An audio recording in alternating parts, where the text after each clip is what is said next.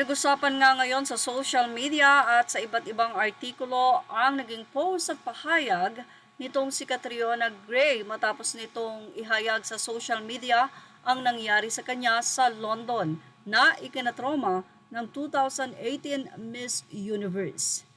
Ayon sa naging bahagi o update ng Abante Entertainment, nakakalokang tunay nga daw dahil kahit celebrity ay syempre hindi ligtas sa mga kawatan.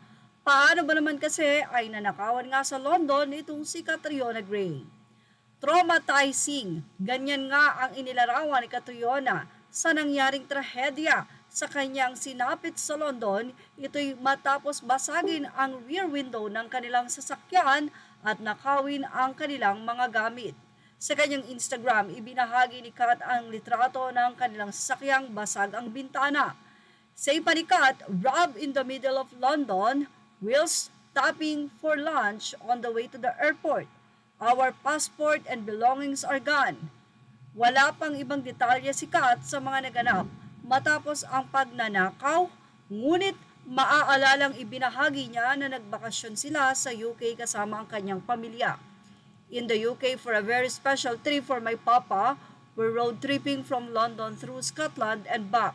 Yan pa ang naging pahayag ni Catriona sa kanyang mga naging past update. Hindi mo na talaga masasabi ang panahon ngayon kahit saang lugar pa, lalo na't wala nang pinipiling oras ang mga masasamang loob.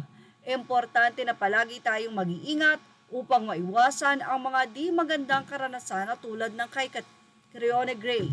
Samantala, marami ring mga celebrity na madalas mag-abroad ang natakot sa sinapit ni Catriona.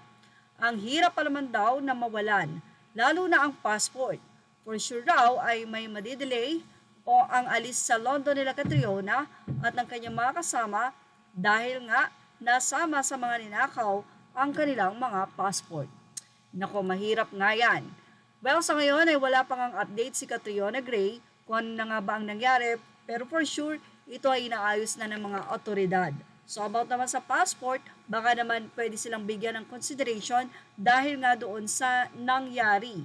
O bigyan sila ng pass na sila nga ay na-rob dito sa London. Kaya naman bibigyan na lang sila ng important documents na sila ay kailangan makapag-travel.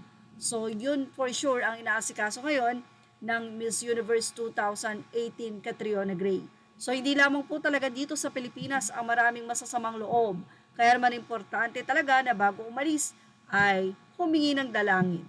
Well, yan ang ating Showbiz Now update. Images are all credit to the right followers. Thank you for watching Showbiz Now.